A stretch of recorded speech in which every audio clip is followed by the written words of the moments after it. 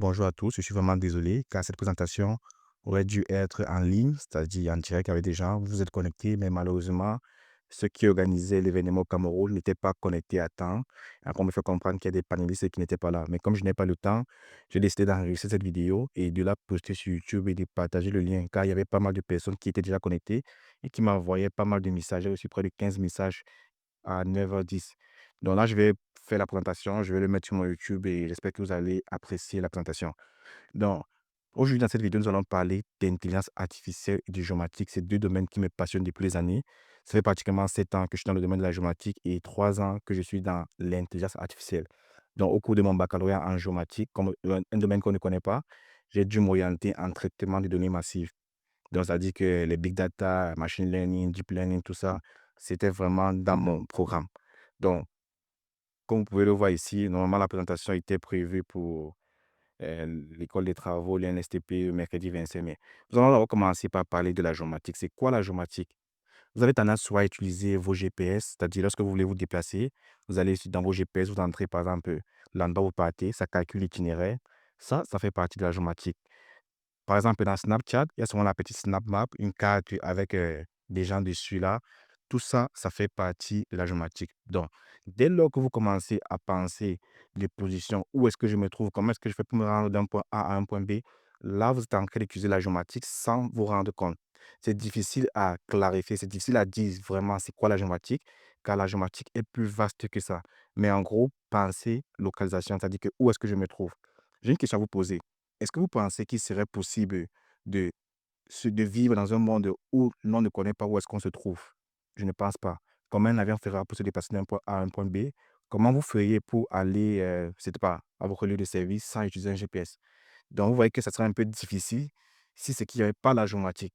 Donc, avant de commencer, je vais vous montrer quelques photos de moi pour vous montrer un peu c'est quoi la géomatique. Sur la première image que vous voyez ici, on a ce qu'on appelle un scanner LiDAR. Qu'est-ce qu'il fait? Des faisceaux laser et tout. Il mesure l'intensité et la distance et tout. Il génère un nuage de points. Donc ça, vous voyez qu'ici, je suis à l'intérieur d'un bâtiment avec un scanner LiDAR. Et c'est généralement ces appareils-là qu'on retrouve aussi sur les véhicules autonomes. Dans les Tesla, c'est un véhicule autonome, pas forcément les Tesla, mais tous les véhicules sans chauffeur. Ici, on me voit ici, je suis sur le terrain, chantier de construction, on voit avec un GPS.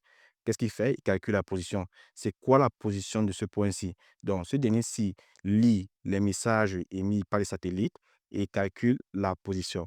Là, on me voit ici, je suis au bureau, même endroit, avec un ordinateur, je suis en train de faire du développement mobile, du développement web et aussi des modèles d'IA. Donc, ça, je suis en train de programmer, je travaille au bureau. Sur les photos ici, on voit un opérateur, ça aurait pu être moi, mais je ne l'ai pas trouvé. Une photo de moi, j'étais en train d'opérer un drone. Il est en train d'opérer un drone. Et ici, on a un avion qui est en train de voler. Donc, là, on a moi, quand j'étais au Cameroun, avec ma station totale, il y a une borne sur le terrain. J'étais en train de faire des mesures, des passages de terrain. Là, on a l'hydrographie. Il est en train de... qu'est-ce qu'il y a sous l'eau? Si, par exemple, je veux construire un pont ou un bateau veut accoster au port, est-ce que c'est le moment favorable pour accoster? Qu'est-ce qu'il y a sous l'eau? Comment est-ce que je... Bref, c'est vraiment l'étude du fond marin. Qu'est-ce qu'il y a sous l'eau? Si vous voyez sur ces photos-ci, vous voyez que vous pouvez travailler, que ce soit à l'intérieur ou à l'extérieur, que ce soit encore sur terre ou dans les airs de façon indirecte. Donc, ou encore même sur l'eau. Vous voyez que la géomatique est assez vaste, c'est assez diversifié. Donc, si vous aimez la programmation, vous allez trouver votre compte. Si vous aimez l'acquisition des données sur le terrain, c'est-à-dire être en contact direct avec la nature et tout, vous allez trouver votre compte. Donc, la géomatique, c'est encore plus vaste que ça. Donc, ensuite, passons maintenant à l'intelligence artificielle, la géomatique. Qu'est-ce que c'est? C'est quoi l'intelligence artificielle? C'est quoi la géomatique? Donc, commençons par l'intelligence artificielle. L'intelligence artificielle est une discipline de l'informatique. Discipline, vous avez vu que j'ai mis accepter ça comme ça, vous allez comprendre pourquoi. Donc, en gros, c'est quoi l'intelligence artificielle? C'est la capacité des machines à effectuer des tâches associées à l'intelligence humaine. C'est-à-dire quoi? On a envie de prendre notre cerveau, passer à une machine de telle façon que la machine peut apprendre comme nous, raisonner comme nous, résoudre des problèmes comme nous, encore percevoir comme nous. Par exemple, moi, je suis capable de dire que ça, c'est un chien, ça, c'est un chat. Mais comment est-ce qu'on peut prendre mon cerveau, donner à un ordinateur, de telle façon qu'il soit capable aussi de dire que ça, c'est un chat ou un chien? Donc, vous imaginez que ça doit être un peu plus complexe, des calculs qui se passent en arrière. Donc, c'est un peu ça l'intelligence artificielle. Prendre mon cerveau, donner à une machine, de telle façon que la machine peut agir, penser, réagir, fait tout comme un être humain dans le but de prendre des décisions. Donc, c'est quoi la géomatique?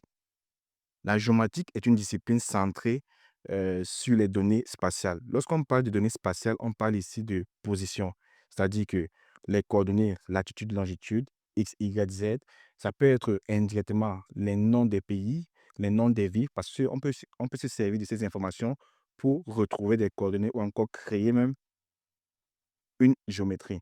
Donc, la géométrie regroupe l'ensemble des outils et des méthodes permettant d'acquérir les données. On va prendre au niveau de la topographie, au niveau des plans que vous avez sur de vos terrains. Qu'est-ce qu'on fait? On a une personne qui vient sur le terrain avec une station totale. Il mesure les limites de votre terrain. Il rentre au bureau dans son logiciel. Il traite les données. Il analyse. Est-ce que le terrain n'est pas à risque, c'est-à-dire est-ce qu'il n'y a pas un terrain qui existait déjà sur cette parcelle de terrain? Qu'est-ce qu'il fait après? Il diffuse la donnée. Il crée, par exemple, vos PV, il remplit et tout et tout. Et pourquoi est-ce qu'il le fait? Le but, c'est peut-être d'aider à la prise de décision. Imaginez, par exemple, que demain, il y a un problème sur votre parcelle de terrain. Qu'est-ce qu'on va faire? On va venir prendre vos documents. On va venir essayer de comparer avec d'autres documents, voir maintenant si c'est que qui, en tout cas, on sait qu'au Cameroun, généralement, on voit beaucoup les titres fonciers, les terrains qui appartiennent à plusieurs personnes, ou encore qui sont vendus par plusieurs personnes. Donc, en même temps, c'est servir de ça pour peut-être faire une expertise foncière et peut-être aussi faire aussi de la fouille et tout ça pour pouvoir prendre des décisions.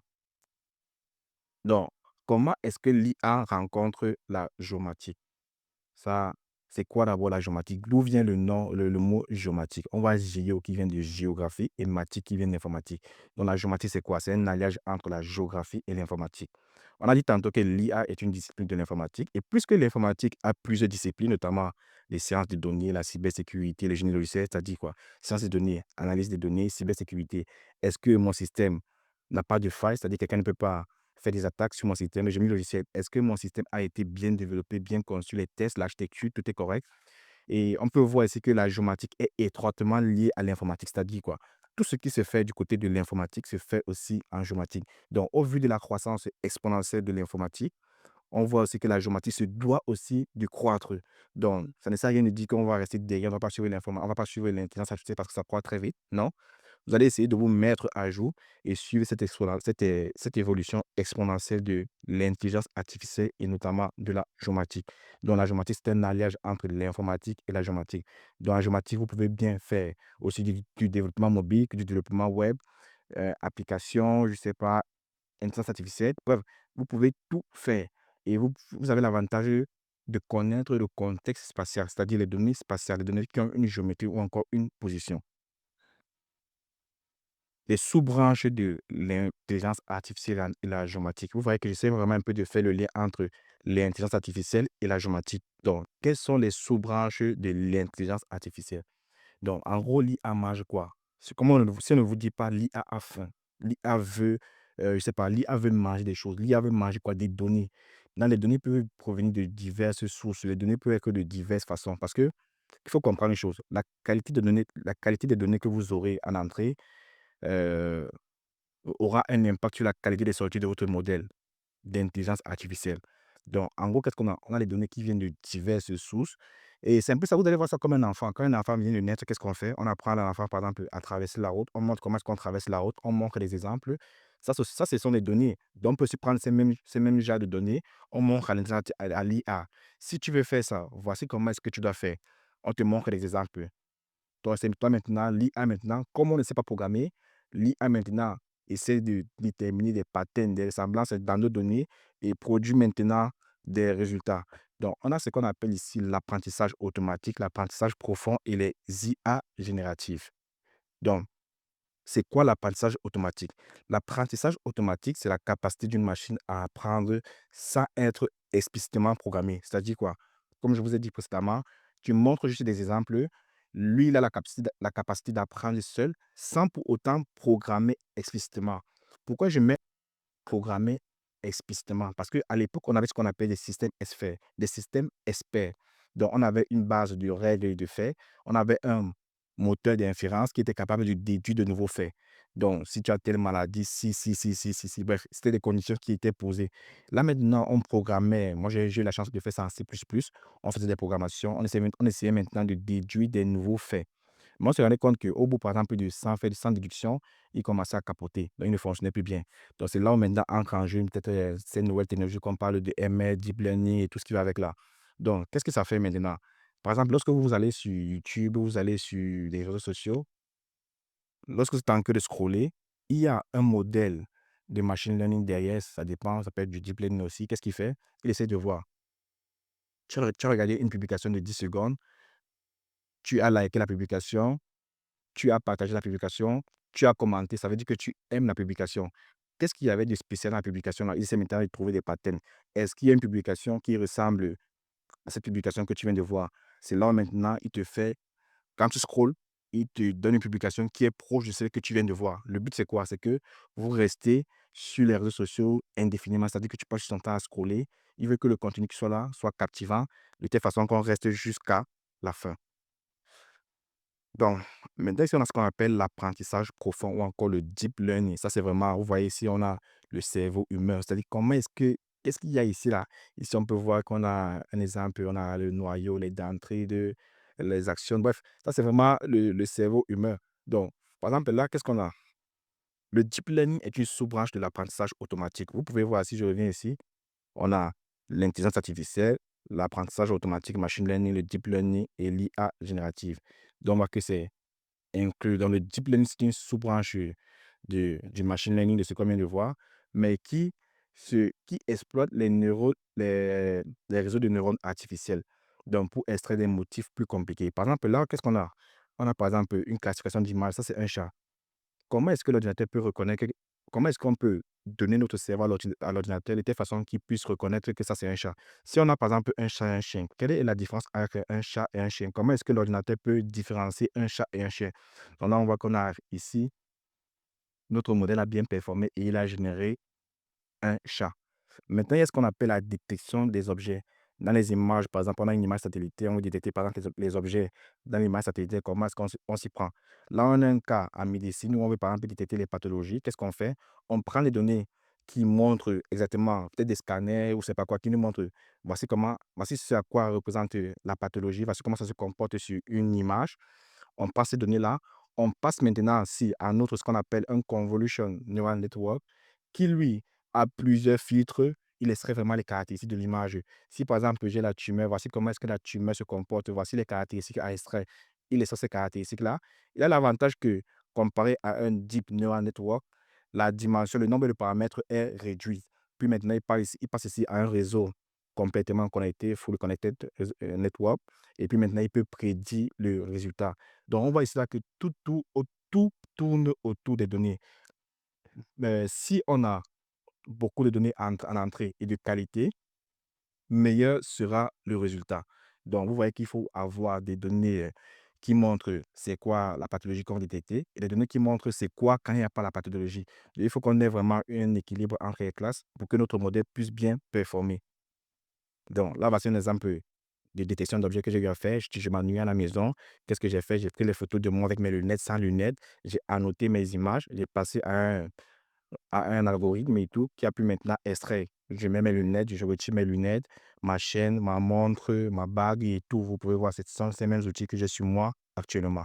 Donc, ça, c'est ce qu'on appelle la détection d'objets. Maintenant, il y a ce qu'on appelle les IA génératifs. Vous voyez, actuellement, on parle beaucoup de ChatGPT. Comment est-ce que ChatGPT fonctionne? ChatGPT fait ce qu'on appelle la prédiction du mot suivant, de la phrase suivante, du paragraphe suivant ou encore du texte suivant. Donc, c'est juste la prédiction des mots. Lorsque vous entrez votre message dans ChatGPT, il transforme ça en vecteur. Il y a maintenant un mécanisme qu'on appelle le self-attention qui essaie maintenant de trouver les liens entre chaque vecteur et il fait ce qu'on appelle maintenant la prédiction du mot. Bah, quel est le mot le plus probable qui a un sens avec ce qui est déjà là? Donc, à chaque fois, qu'est-ce que ChatGPT fait? Il prédit simplement le mot suivant. Donc, il a une base de connaissances. On parle toujours des données, l'IA mange quoi? L'IA mange des données. Et plus mieux est la qualité des données, si les données sont de très bonne qualité, on aura un meilleur résultat ou encore une meilleure prédiction. Donc, ça, c'est ce que ChatGPT fait. La prédiction du mot suivant. Donc, là, maintenant, on va parler des sous-branches de la géomatique. Avant d'entrer dans le vif du sujet, je vais d'abord parler un peu de la géomatique. Le but pour moi ici, c'est de vous montrer que la géomatique, c'est un très beau domaine et que ça intervienne à presque tout ce que l'on fait au quotidien. Donc, premièrement, on va parler de la topographie. La topographie, c'est quoi? On est arrivé sur un terrain, on veut mesurer un terrain. Qu'est-ce qu'on fait? On sort une station totale, on mesure les parcelles du terrain. Si par exemple on a une route qu'on veut implanter, qu'est-ce qu'on fait? On vient avec notre station totale, on mesure. Donc, dès lors qu'on commence à prendre des mesures sur le terrain, généralement on utilise la topographie, on utilise généralement des GPS ou encore les stations totales. Donc, ça c'est la topographie. C'est le seul technicien qui intervient sur un chantier avant, c'est-à-dire qu'avant qu'on ne construise un immeuble, le topographe vient avec son outil, il mesure les parcelles du terrain. Pendant qu'on est en train de construire, le topographe vient, il implante, il fait l'implantation des trucs. Et après la construction, le topographe vient maintenant lever l'existant. Ça, c'est la topographie. La deuxième branche, la sous-branche de la géomatique, on a les SIG, les systèmes d'information géographique. Qu'est-ce que cela veut dire? Lorsque vous utilisez par exemple vos GPS, vous utilisez les SIG. Tu dis par exemple, je veux aller dans tel magasin, il te propose plusieurs magasins et toi maintenant tu choisis. En arrière, qu'est-ce qui se passe? Lorsque tu entres par exemple le nom du magasin, il essaie maintenant de répertorier tous les magasins qui se retrouvent aux alentours et il te les propose. Lorsque tu cliques, il te calcule l'itinéraire. Donc il y a d'abord une zone tampon ou un buffer qui est créé. Est-ce que le magasin où tu vas aller là se retrouve dans cette zone-là? Oui. Qu'est-ce que tu vas après? Je veux l'itinéraire et le calcul d'itinéraire qui se fait en arrière. Donc, imaginez par exemple dans un pays comme le Cameroun où on veut par exemple développer un réseau de transport, c'est-à-dire des bus. On ne met pas les bus n'importe comment. Le but, c'est de desservir presque toute la population. Il faut que le bus passe partout de telle façon que toi, dès lors que tu es chez toi, tu marches au trop 1 kilomètre pour trouver un arrêt de bus. Donc, qu'est-ce qu'on doit faire? On a fait des analyses. On doit étudier la population, les routes et tout. On prend toutes ces données-là, on essaie maintenant de déterminer le chemin optimal de telle façon qu'on puisse desservir toute la population. Ça, c'est ce qu'on appelle les systèmes d'information géographique. La télédétection, il y a les satellites dans le ciel qui prennent des photos de notre monde, de la Terre et tout. On prend ces images, on peut traiter, notamment en agriculture de précision. On peut maintenant on peut maintenant faire ce qu'on appelle l'agriculture de précision. Quel est l'état, quelle est la santé de mes plantes sur le terrain? Est-ce qu'ils sont en stress hydrique ou pas? Bref, ça, c'est ce qu'on appelle l'agriculture de précision. Ou si on peut maintenant suivre les déforestations. Peut-être que s'il y a une déforestation, il y a une découpe illégale de nos ressources, on peut suivre en temps réel l'évolution de la détection de la déforestation à partir des images satellitaires. Donc, nous avons maintenant ce qu'on appelle la photogrammétrie. Comme je vous ai montré précédemment, on a des drones, on a des avions qui ont des caméras et qui prennent des photos de notre monde, qui prennent des photos du terrain. Grâce à ça, maintenant, on peut maintenant faire des analyses comme identifier les piscines, identifier les toits des bâtiments, identifier les routes et bien d'autres. Maintenant, nous avons la cartographie. Considère ça, il y a la carte, ça peut représenter un phénomène qui soit naturel ou artificiel. Donc, qu'est-ce que je veux représenter? Où est-ce que je vais me rendre? Si par exemple, vous faites des sentiers, vous essayez par exemple de vous localiser. Où est-ce que je suis? Où est-ce que je vais? Ça, c'est ce qu'on appelle la cartographie. Ensuite, on a ce qu'on appelle la géodésie. La Terre a quelle forme? Un cercle, une sphère, c'est aplati au pôle, je ne sais pas. La rotation d'une ellipse autour de son axe, je ne sais pas. Et pourquoi est-ce que sur des cartes, on voit la Terre qui est comme un plan? Même ici, j'ai mon tableau devant moi, c'est comme un plan. Il y a des déformations. Est-ce que les angles sont conservés? Est-ce que les distances, est-ce que les superficies sont conservées? Ça, c'est ce qu'on appelle la géodésie. Donc, maintenant, nous avons ce qu'on appelle le positionnement par satellite, comme on a vu précédemment, le GPS, satellite dans le ciel, émettre des signaux. Vous vous rendez compte que lorsque vous entrez à l'intérieur du bâtiment, vous n'avez pas la position. Vous ne pouvez pas avoir un positionnement parce que votre téléphone ne peut pas lire les messages qui sont envoyés par les satellites dans le ciel. C'est pour ça que j'ai développé une application pour mon projet de fin d'études qui permettait d'avoir un positionnement à l'intérieur des bâtiments à partir des balises Bluetooth. Donc ça, c'était notre projet. L'hydrographie, comme je vous ai dit précédemment, qu'est-ce qu'il y a au fond de l'eau? Qu'est-ce qu'il y a en dessous de l'eau? Si on veut construire, par exemple, un pont, on ne va pas juste venir dans l'eau, commencer à construire. Non, on va d'abord voir tout ce qu'il y a de l'eau. Et puis, je ne connais pas trop des films, mais je pense que c'est un peu le Titanic. Je pense qu'il y a des bateaux qui ont coulé dans l'eau. On peut retrouver ce genre de navire aussi grâce à l'hydrographie. Donc ça, c'était un peu les sous-branches de la géomatique. Maintenant, passons maintenant dans le vif du sujet. C'est quoi l'usage concret de l'IA en géomatique? Première des choses, on va parler des jumeaux numériques. Depuis pratiquement 1 an aujourd'hui, on entend beaucoup parler des jumeaux numériques. Mais c'est quoi, par exemple, des jumeaux numériques? C'est une réplique virtuelle reconstituant fidèlement un objet, une opération, un système ou encore un environnement. Qu'est-ce que cela veut dire? J'ai par exemple mon bâtiment ici qui est dans le monde réel et je vais maintenant créer une réplique virtuelle, c'est-à-dire une maquette 3D, mais qui a les mêmes capacités, c'est-à-dire que qui subit les mêmes phénomènes physiques que mon bâtiment subit. On peut faire maintenant des simulations, on peut faire pas mal de choses. Donc, pour construire un jumeau numérique comme ça, ce sont des projets d'envergure qui sont généralement utilisés au niveau des compagnies portuaires et dans pas mal d'autres endroits. Donc, ce sont des systèmes qui peuvent durer 30 ans, qui ont une grande durée de vie, qui regorgent des scientifiques de différents domaines, des capteurs et des données. Donc, on a des capteurs, on parle beaucoup de l'Internet d'objets. Les capteurs, ça peut être les données qui proviennent des satellites, des drones, du lidar, ça peut être des... Bref, c'est des capteurs, ça capte de la donnée. Et maintenant, il faut traiter cette donnée en temps réel. Donc, on peut faire des simulations. Le but, c'est d'informer, prendre des décisions de façon éclairée. Donc, ici, qu'est-ce qu'on peut voir ici? On a le jumeau physique, c'est-à-dire que physiquement sur le terrain, voici ce que ça représente. Et maintenant, voici ce que représente numériquement. Donc là, on a ce qu'on appelle un jumeau numérique. Donc, vous pouvez voir qu'on voit pratiquement les objets. On a ce qu'on appelle l'Internet des objets. On a l'intelligence artificielle. Comme j'ai parlé précédemment, vous voyez que la géomatique et l'intelligence artificielle, ça fit. On a l'apprentissage machine, on a l'analyse des données, on a la simulation par ordinateur et on a pas mal d'autres choses. On peut voir ici que les données proviennent de plusieurs sources. Donc ça, c'est ce qu'on appelle les jumeaux numériques. Maintenant, il y a ce qu'on appelle la géomatique et les véhicules autonomes. On a vu par exemple aux États-Unis des véhicules qui fonctionnent tout seuls, ça fait du taxi, ça part chercher des clients, ça les ramène d'un point A à un point B.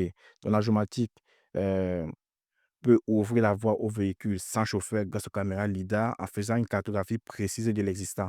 Donc, le rôle, c'est de quoi? C'est de dire qu'à tel endroit, on rencontre tel élément qui a telle position. Et lorsqu'on a cette information-là, on est capable de transmettre ça à la voiture en utilisant des modèles d'IA qui est capable de prendre des décisions plus éclairées. C'est-à-dire que lorsqu'il arrive ici, il voit tel endroit, le feu est rouge. Qu'est-ce qu'il fait d'abord? Il filme l'existant, il fait une segmentation du dernier. Il détecte maintenant, est-ce que le feu est rouge ou le feu est vert? Si le feu est rouge, je reste en arrêt. Si le feu est vert, je continue. Ça, c'est ce qu'on appelle la géomatique et les véhicules sans chauffeur. Le but, c'est de faire quoi ici? Les bénéfices qu'on aura, c'est de réduire, c'est la congestion du trafic. C'est une meilleure congestion du trafic routier, de réduire la consommation de carburant et notamment le réchauffement climatique et d'augmenter l'accessibilité. Donc, maintenant, nous avons aussi ce qu'on appelle le lidar et l'intelligence artificielle. Tantôt, je vous ai parlé que sur un avion, sur un drone, on peut mettre une caméra. Maintenant, là, il y a des caméras spécifiques. On parle du lidar qui aussi prennent des photos. Vous voyez, ça, ce sont les photos de notre territoire, mais vues de haut. Donc, qu'est-ce qu'ici on fait? Ici, on peut voir que grâce à l'intelligence artificielle, on est capable de détecter automatiquement les toits des bâtiments, de détecter les limites des cours d'eau, même en dessous de la végétation. On est capable d'identifier pas mal de choses, de simuler les inondations, d'identifier individuellement chaque arbre, comme vous pouvez le voir ici, et d'identifier les toits des bâtiments. Et si on peut vraiment voir c'est quoi le toit des bâtiments, si on s'essaie de l'orthophoto, on peut se rendre compte que les bâtiments vont être inclinés. Donc, on est maintenant obligé d'utiliser l'orthophoto vrai qui tient compte du modèle numérique de surface. Ici, par exemple, on peut faire ce qu'on appelle la simulation des inondations, c'est-à-dire que s'il pleut, où sont les endroits qui vont être inondés et quelle peut être la profondeur de ces inondations-là. Tout ça se fait grâce à l'intelligence artificielle.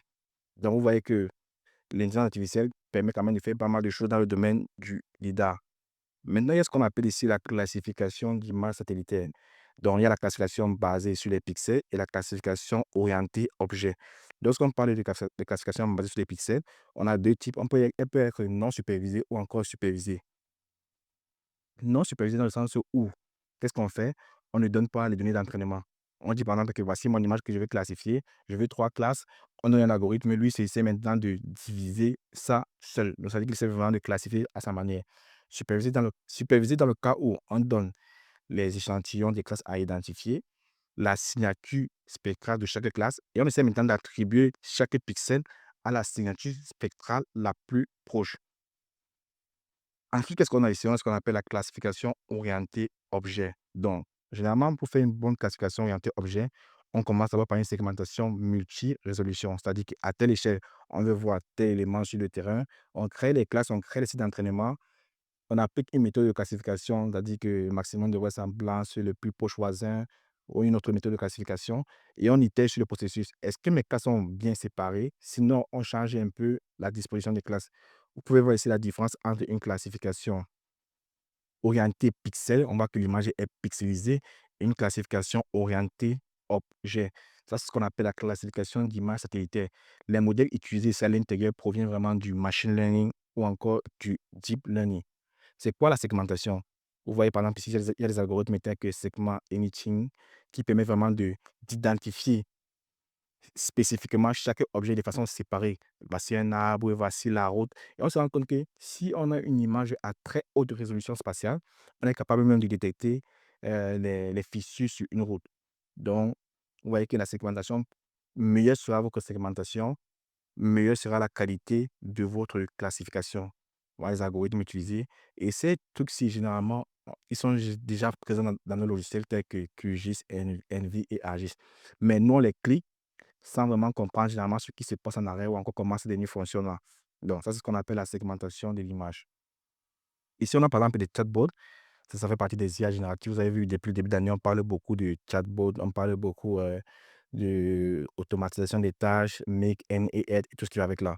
Donc là, qu'est-ce que j'ai fait? J'ai développé ici une application qui permet d'interagir avec une base de données spatiale et qui permet par exemple de charger mes couches de données. L'utilisateur entre du texte. On peut voir ma couche de données qui est chargée. Il veut calculer par exemple l'intersection spatiale. On peut voir ici le résultat à l'écran. Donc, vous voyez qu'on n'a plus besoin de se fatiguer. C'est quoi l'intelligence spatiale? Où se trouve tel outil? Tu poses à ton chatbot, bah, je vais faire ça. Comment est-ce qu'on le fait? Il te dit, tu encres du texte et il effectue les opérations. Donc là, c'est le même principe. Là, il était capable plutôt euh, de hider, c'est-à-dire que si je mets par exemple hide, c'est-à-dire que cache ma couche, on peut voir que la couche a bel et bien été cachée, on peut voir qu'elle existe là et c'est capable de supprimer la couche. Je demande de retirer la couche et on peut voir qu'il retire la couche de mon écran. Dans le domaine des assurances, comment est-ce que la géomatique intervient? Vous savez, généralement, lorsqu'on achète par exemple une voiture, on paye l'assurance. Mais comment est-ce que ça se passe? Généralement, la compagnie d'assurance nous pose des questions. Est-ce que je reste dans un endroit qui est sécurisé? Est-ce que j'ai un parking chez moi?